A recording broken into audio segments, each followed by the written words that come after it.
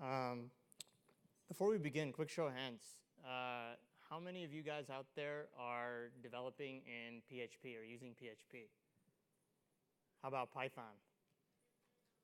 You're going to run out of hands. How about Node? How many people are deploying in containers, Docker, microservices, that sort of thing? Cool. How many current customers? How many future customers? All right. We got a really good session for you guys then. I think it's going to be relevant to a lot of people in the room. We're going to be talking about, so we're the dynamic languages team. We're a part of the dynamic languages team at AppDynamics. My name is Rakesh. I'm a product manager. We've got Victor, Dave, and Dan who are on the engineering team, and they're going to be giving you some really great information, some really great talks about our dynamic languages agents. All right, so I'll begin with some product announcements, and then I'll get out of the way, and I'll hand it over to, I believe Victor is going first. So really quick, so I joined AppDynamics about a few months ago, and I've had the opportunity to talk with many of our customers about sort of what are the things that you guys want the most, and what's going to help you be as successful as you can with AppDynamics and with your business. And we've taken a lot of your feedback, and we've been hard at work the last year, and we have many things that are planned in the future that are coming that are really taking into account a lot of your guys' feedback. So some themes that really stand out on basically what we've done and what we're going to be doing very soon are you guys are always running the latest versions of the language runtimes. This is not really the case as much for Java and .NET. It's very much the case for PHP, Python, and Node. So we've done a lot of work to support the latest versions of these language runtimes as fast as we can. And then we have some new languages like Go, for example, is coming out very soon. I left my email address on there, rakesh.patel@appdynamics.com, so you can feel free to reach out to me if you have any questions or if you want to talk about the beta program for those. And then where we're going a little bit in the future. So as many of you know, who have used our agent, who've already deployed it, we have a Java proxy. We're working on getting rid of the Java proxy, and so you'll have a totally native agent. We're working on a lot of new features to help you understand Node.js processes and basically what's going on in the runtime, and also async transactions in general across AppDynamics. We see even in Java and .NET. And then many of you raised your hand when I asked about microservices and how you guys are deploying in containers. We have a bunch of different things that we're working on as well to help you guys get visibility into your environments. Cool, so I'll just give a quick run through of the agenda today. So Victor is going to give a talk on using the agent APIs to instrument stuff that we don't instrument out of the box and to basically get more value. Dan is going to talk about microservices support, basically, getting a multi-tenant proxy in your Docker container, so you only have one instance of the Java proxy, and you can connect many agents to it. And then Dave will talk about getting more value from the Node.js agent, basically understanding what's going on when you're trying to diagnose issues that maybe are in the event loop and things like that. So. And then at the end, we'll have Q&A for everyone. So without further ado, I'll hand it over to Victor. All right. Hello, everyone. So I would like to talk to you about the agent APIs. And before I start getting too technical, I would like to share a story with you so that you understand a little bit better why the agent API might be useful. So one of our customers, and this is what I'm using the iPad for, by the way, is this story. One of the customers is a large European telco, and they have some legacy applications that house customer account information. They have an agile Python team that was tasked to build a service that connects these legacy applications with the customer-facing website to display their account information. So some of the customers have been with this telco for decades, and so they have some really old contracts. So the Python team built a program that makes calls to various SOAP services. The only way to differentiate which SOAP service they call is through the Python methods that call these services. Now, by default, AppDynamics treats all SOAP calls as the same exit point because, in this case, the URI is always the same. So to differentiate these SOAP calls inside AppDynamics, they used the Python agent API. So in particular, the developers at the telco wanted to know how many times each method was called across all BTs, the duration of the call, how much of that time was spent on the SOAP request, how much of that time was spent on parsing the XML of the response, and the stuff like HTTP response codes. So for example, they were dealing with an issue around the zip code lookup service. So the service sits on the legacy application and was recently implemented, and it's really slow. So the Python team thought of a workaround for the slow service, which was to pipe all the zip codes into a cache and update the cache periodically and query the cache. All function calls to retrieve the zip codes would then query the cache. So in order to prove management that their workaround was faster, they used the Python agent API. They are now able to see the one-to-one comparison between the old way and the new way of the zip code lookup service. So to summarize their use case with all the gathered information, they are able to get better visibility for performance engineering.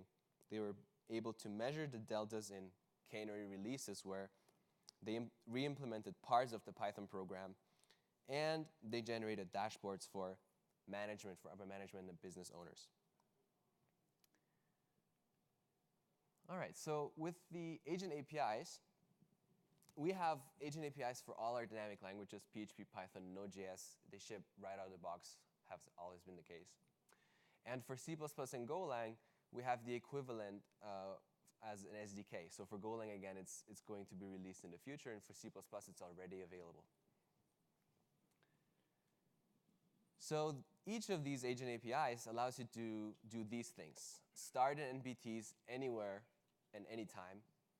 Start and end exit calls anywhere and anytime.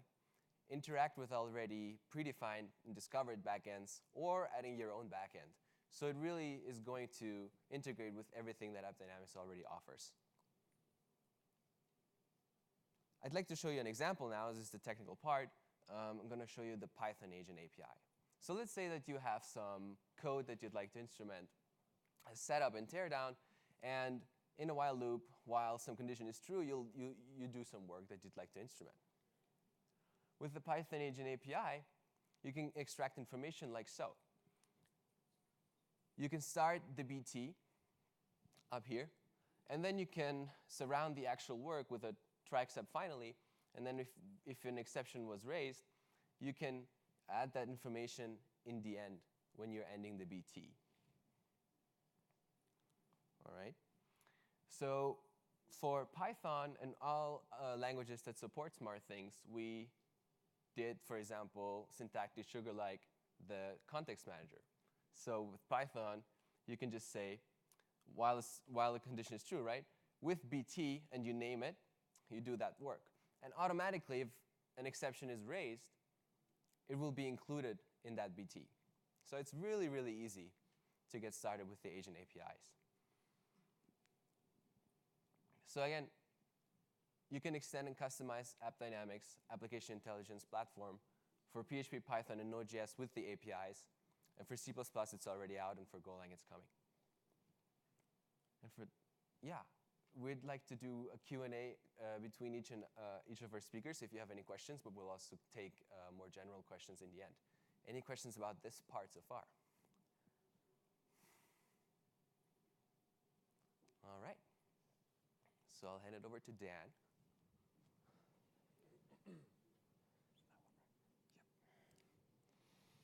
How's it going? All right. So I'm going to talk to you about one of everybody's favorite topics, the Java proxy. I know you all love it, as we do as well.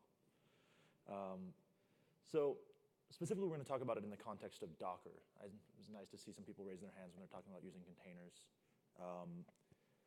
As people that use those containers with their dynamic language agents have probably realized that Java proxy is built to run on the same exact machine as your application that's instrumented with one of our agents. And so that would seem to require you to bake that proxy into your Docker images, which will make those Docker images larger, kind of defeating one of the purposes of the Docker images. But it's not necessary. So a little background on Docker, for those of you that are not familiar with it. It's a tool for building containers. Containers you can think of as really lightweight virtual machines. They actually share the host operating system, so they're much lighter weight than a virtual machine. They're generally built as single purpose, so they're just some application or some service, and only the things that are required for running that one thing, that one process, basically, inside of the container. And one of the benefits of that is that it really simplifies the deployment of these things. So you get to basically ship this entire image that has everything needed to run that application around. And you can put that on 1 million machines or one machine, doesn't really matter. You can put it in production, you can put it in dev, they have the same kind of environment. And then this also helps you make the most out of your resources. So one of the things you want to do is you have these big machines, and like you have one application that's running there, and you're not using all of the resources for that machine. Well, why do you have them if you're not using them? You're paying for them in some way. You bought that machine, or you're paying for like some level of like the instance size in AWS or something like that, but you're not using the resources. But if you add multiple applications onto that machine and you share that hosting, then you run into all kinds of problems, like shared dependencies not matching up and things like that make deployment extremely difficult. So Docker and the other container approaches allow you to pack in multiple applications on that one machine to use up the resources that you have there, so you're not paying for something that you're not using. And then you can also ship those around, load balance the containers across your entire cluster.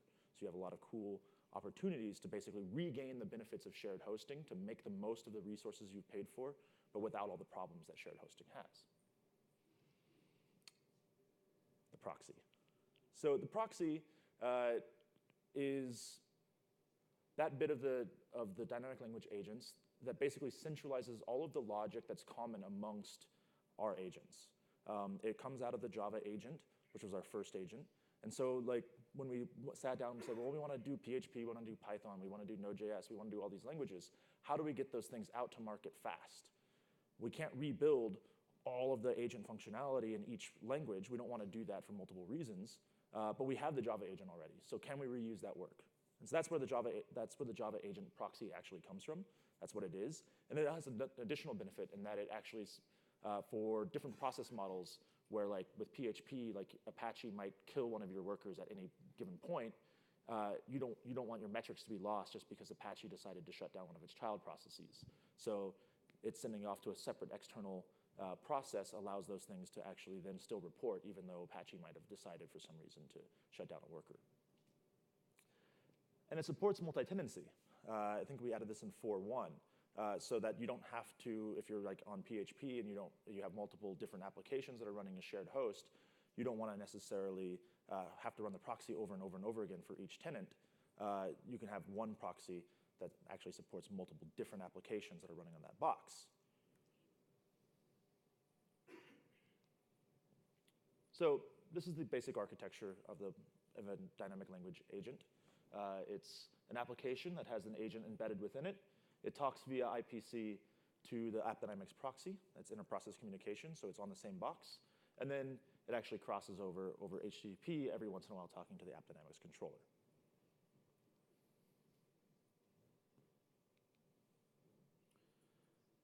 So we can monitor your containerized applications. As I said before, you could bake the proxy, you could bake that into your image, but you'll need a larger container. You pay the overhead of having a JVM inside of there. If you're something like a Node.js shop or Python shop, you probably have a much smaller container. You don't have to have like a giant JVM that has a huge heap allocation on it. So the alternative here is that we can run a single proxy on the host and share it amongst the containers that are on that host. So we don't have an extra JVM process running in each of the containers. We have one on the outside, and we're not wasting those resources within each container. So that architecture looks like this, with a couple of interesting font rendering issues. So we have a Docker host. That's the host in which all of your containers are running. And then you have containerized applications. Those are actually your Docker containers. The AppDynamics agent and your application are both inside of those containers. And then they're talking via IPC, through some magic, to the AppDynamics proxy that's actually running outside of the containers. And then that actually then continues on to the controller as before. So the key here is how do we get this IPC, this inter-process communication, to happen over that barrier between the container and the host. So a couple steps to it. We need to install the agent on the Docker host itself. The reason to do that, even though the agent was not going to be running on the Docker host, it's going to be running in the containers, it's because the agents actually bundle the proxy in with them. And so you need the proxy installed on the actual Docker host itself. Now, each type of agent actually has a custom build of the proxy with it. So if your containers are going to be, you might have a Node.js container, a Python container, something else, you'll need to actually install each of those agents on the Docker host so that you have the proxy for each of the language types on the outside. Then you run the proxies that you need. You basically will have to give it a unique directory in which the inter-process communication will occur. And then, the secret sauce, you mount that proxy communication directory as a data volume in your containers. I'll show you how to do that in a moment. So once you do that, then all you have to do is configure the agent to use that shared data volume. And so the inter-process communication will happen over that shared volume across the barrier between the container and the Docker host. So running the proxy, unfortunately, it's a little bit different for each agent. We have good documentation on it. You can be able to find these. But if you go on the doc site and you just say, do a search for manual proxy and then the language, you'll find the instructions. It's usually pretty simple to do. For example, with Python, it's once you have the agent installed, you can do PyAgent proxy start. And then you'll want to set it up to run automatically when your host starts, using whatever, if you're using initd or systemd or whatever you're using. And then, like I said before, specify a unique proxy communication directory. So the proxy host data volume. So a data volume is basically just a way of doing persistent data within a container. So the containers are kind of meant to be transient and like go away, ephemeral. The data inside of them, they're not special. No box is sacred, no container is sacred. They come and go as they need to be. So this is a way of basically getting that data that needs to be persistent out of it. And you can actually use that to share. So there's a -v option to Docker. You can pass that to Docker create or Docker run. And what you can do then is you can map a host directory to a new path inside of the container. And so when you do that, you basically can do that for the proxy communication directory. The IPC will happen within that directory. And now your agent that's inside of the Docker image is talking to the proxy outside of it. And here's an example of that. So this is an example using Python. So supervisor is it's a Python application like running thing. It's a management of like processes. So you can do supervisor start web. That would be your normal command for running your application. And so you might normally run this in Docker. And you would say Docker run. And here we're actually just saying, in addition to the normal options that we pass to Docker, we're going to mount the temp appd directory on the host to the temp appd directory inside the container. And now, actually, that's the default directory in which IPC happens for the Python agent. And so now when you run the Python agent inside of that Docker container, it talks to the proxy outside. So that's it. That's all described. Any questions about that? Cool. Oh. We tried it in stuff other than Docker. Hmm. We use Cloud Foundry quite widely. Yeah. Any reason why it might not work in that? I think it should work. Yeah, I don't see any issues on that. Could you please repeat the question? Oh yes. So he actually he asked, would it work in something like Cloud Foundry, other technologies? As long as they provide a way of mounting a host directory inside the container, there should not be any issues.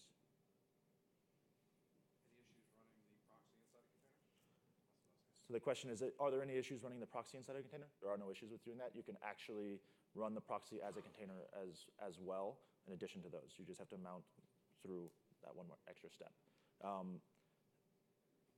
The other question then sometimes happens as well, like I have a lot of like applications that might come on, and how do I, the proxy, there's actually a recommendation that we only have like 10 different tenants on each proxy instance. And so there's ways that you can basically solve that as well if you have those kind of questions that I can talk about afterwards.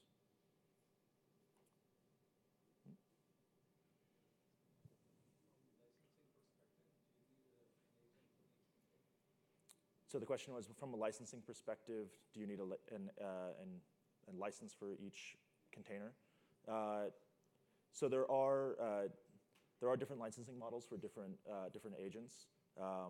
They're usually per machine, and so each Docker would be considered a different machine. It's a different OS from the perspective of the licensing.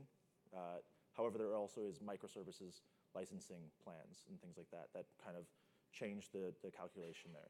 And so I would recommend talking to a sales rep about that kind of stuff. Awesome.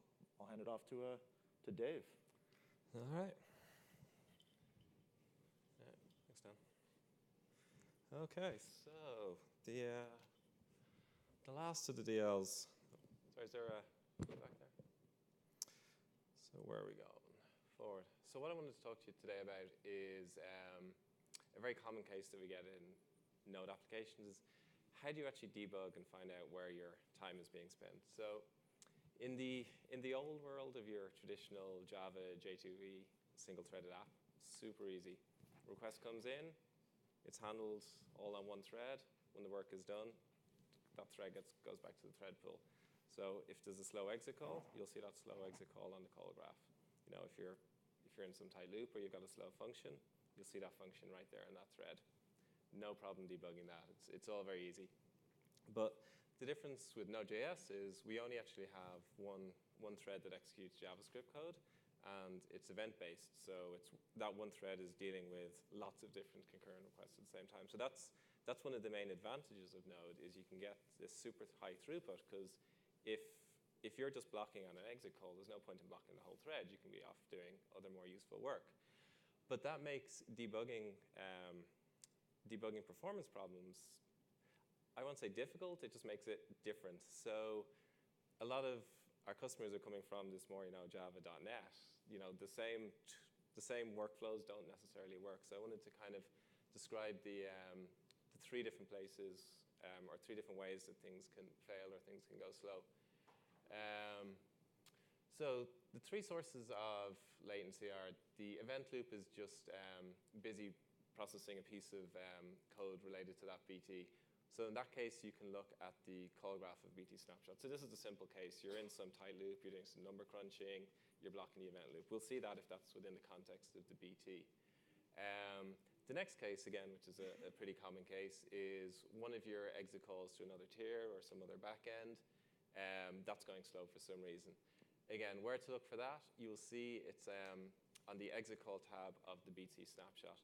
In all the languages apart from Node.js, we show in the call graph, we will show the exit call, and then you'll see where it is. We can't do that in Node because we don't block the call graph or the Node guys don't block the call graph on an exit call. It's, we make that exit call, and we just go processing other stuff, and when the call comes back, then we start processing the response. So that's why we weren't able to inline it in the call graph, so just look at a separate thing.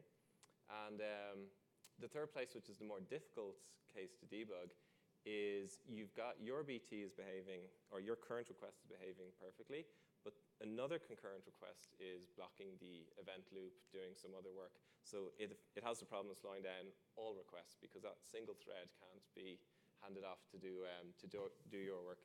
So the best place to look there is in the Process Snapshots tab. So I'm going to walk you through a pretty simple case. So here is one of our BT snapshots, and we can see, hopefully this will work. Oh, can everyone see that? Or here we'll see the execution time is 111 milliseconds. So that's the wall clock time. That's the response that the user sees. So the next question is, why is this request taking 111 milliseconds? So let's go to the first place. We look at the BT call graph. we see the execution time here is only 30 milliseconds.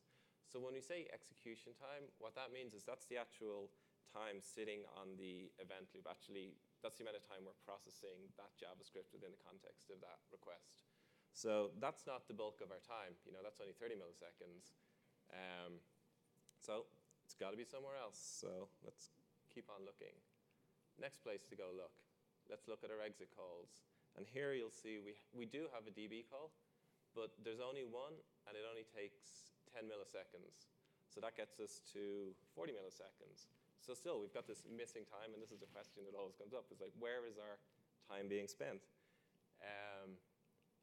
So the next place to go is, well, as I kind of described earlier on, this is the event loop. So I assume quite a few of you are familiar with how the event loop in Node works, or I'm not quite sure how deep to go, but if you have any questions, just stop me. But as I mentioned earlier, there's one thread which executes the JavaScript, and when the work is ready to do, it'll schedule it, it'll work on it, and then it'll hand the event queue back to the next event.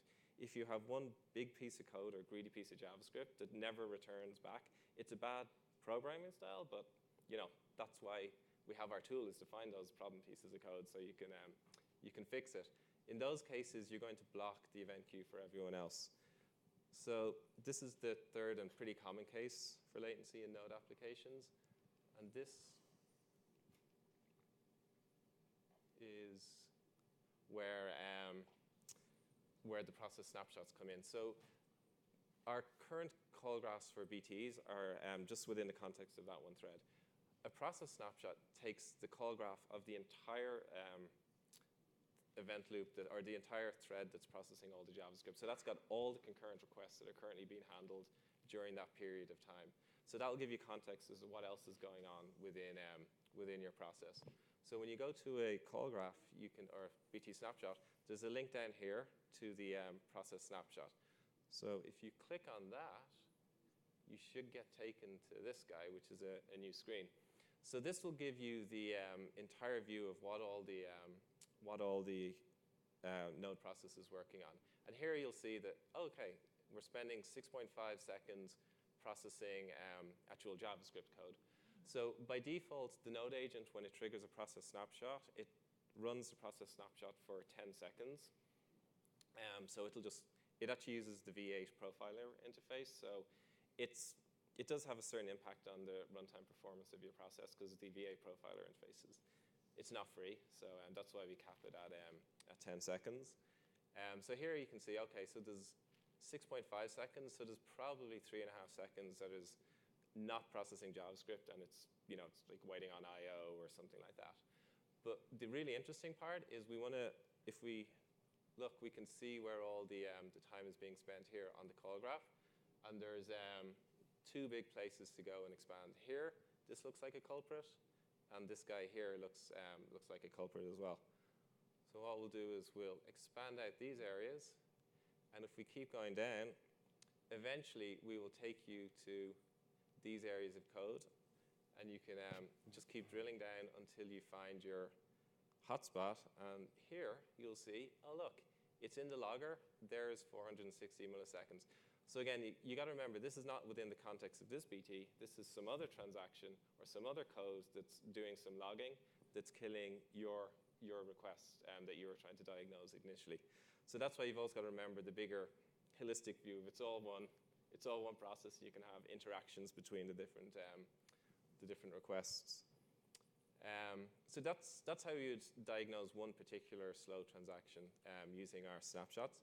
I want to highlight a few other kind of interesting metrics to go looking at. So we have a lot of Node.js specific metrics hidden away in our metric browser. So again, I would highly recommend you go looking here if you're seeing bad performance, just to kind of see what you can find.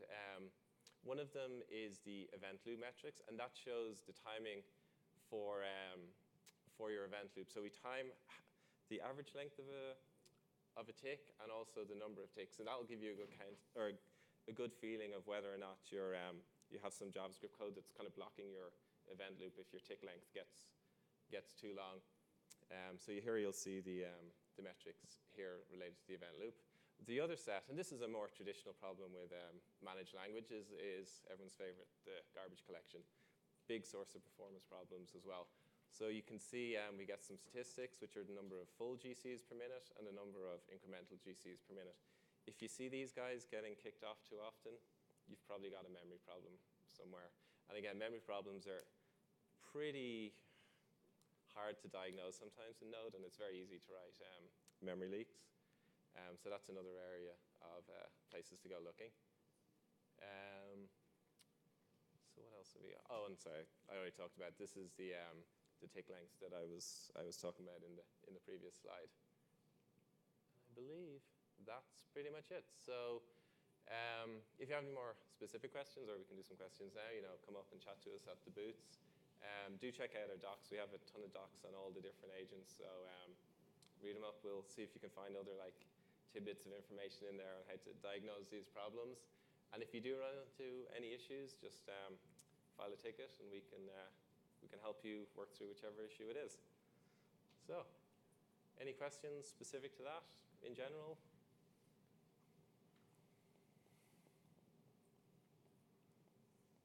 We all good? Everyone's Node apps are all performing perfectly? No problems? All right. Well, if there's no other questions, then I guess we can wrap it up. Thanks, everyone. Cool. Thanks for coming, guys.